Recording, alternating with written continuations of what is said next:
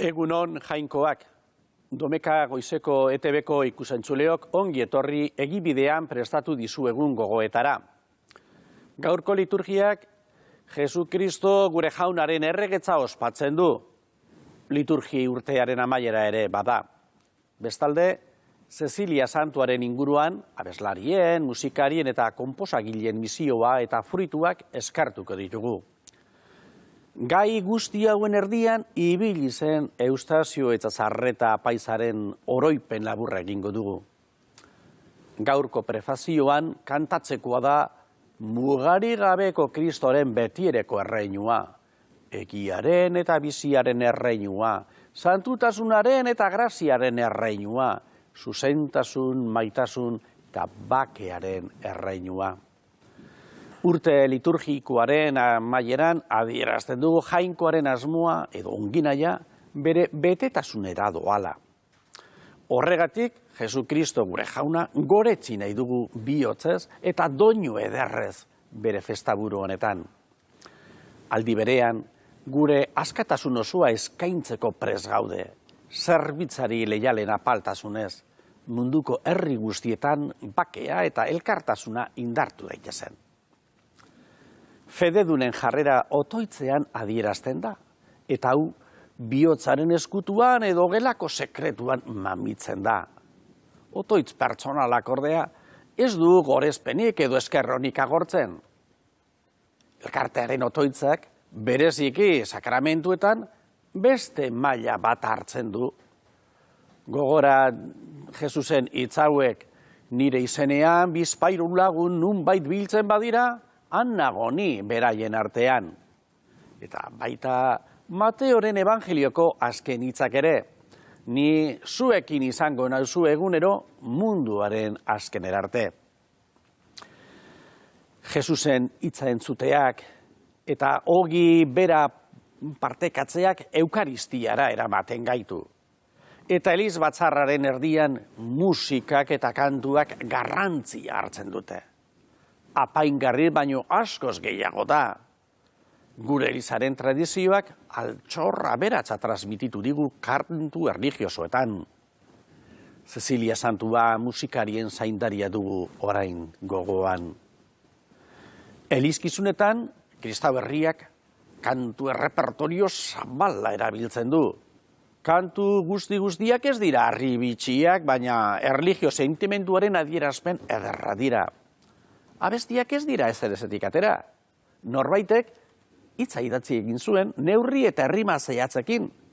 Musikari batek doinuak sortu zituen harmonia eta ritmo ederra emanez.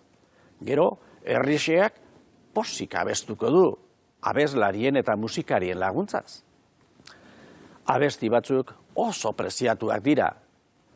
Beste batzuetan berriz, baztertuen zailera lerratzen dira. Dena den, elizan posik abesten dugu. Kanta ederrazko ezagutzen dugu. Inoiz ez dugu ahaztu behar abesti ederrak ere. Pazientzia zenseatu eta egin behar direla. Euskal Herriko elizak zorioneko apaizintzo eta jakinduria handiko ezagutu du. Vatikano bigarren kontzilioak abiatutako eraberritze liturgikoan sartzea egokitu zitzaion bete-betean. Eustazio Etxazarreta zelaia apaizari buruz ari naiz. Honek, duintasunez ospatzen irakatsi digu. Itzulpen liturgikoak aparteko finezia eskatzen du. Jatorrizko testuaren esanaia bere osoan jaso eta euskaraz ere adierazpen leiala eta betea izan dadin. Euskaltzaileen taldean itzala handiko jende ona izan da. Eta Eustaziok taldeari oinarri finko eskaini dio. Bere iritziak kualifikatua izan da beti, lan ondo egina zuen gogoko.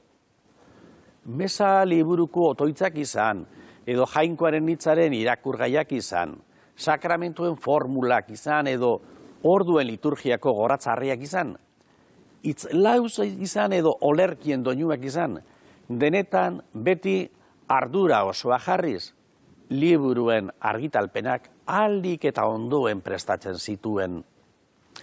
ETB-ko Meza Santuari ere, gertutik jarraitu egin zion, leku guztietan duintasunez atera zitezen. Eustasiorentzat liturgia etzen lanbide eutsa izan. Sakoneko arrazoiak zituen, adimen osoz eta gogo guztiz liturgia gaietan aritzeko azken eguneraino. Jainkoaren herriak liturgian oso-osoan ohartuki eta eraktiboan parte hartzea izan zen kontzilioaren goi asmoa. Eustasiok berea egina zuen. Azken Meza liburuaren hitzaurrean, idatzia utzi zigun. Elizaren fedean eta otoitzean bat egitea da fede batasuna bermatzen duena. Horregatik ez du inork, apaiza izan arren, ezer gehitu, kendu edo aldatu behar bere kabuz, bere kasa. Eliztasunaren indarra ere galduko luke. Lan itzela burutu du. Fruitu onak eta irankorrak eman ditu. Jainko onak, guk baino hobeto baloratuko ditu bere ekarpenak. Arlo guzti hauetan eta orain, zorion betea eman diezaiola Eustasio Etzazarreta apaiz Gipuzkoarrari, euskaraz bizi den Elizari egindako mesede guztiengatik. Orain Mariarekin batera betiko poza goza dezala aingeruen eta santuen zeruko liturgian. ETB-ko lagunok, denbora joan zaigu. Hurrengo txandar arte, ondo izan eta pozez abestu. Agur.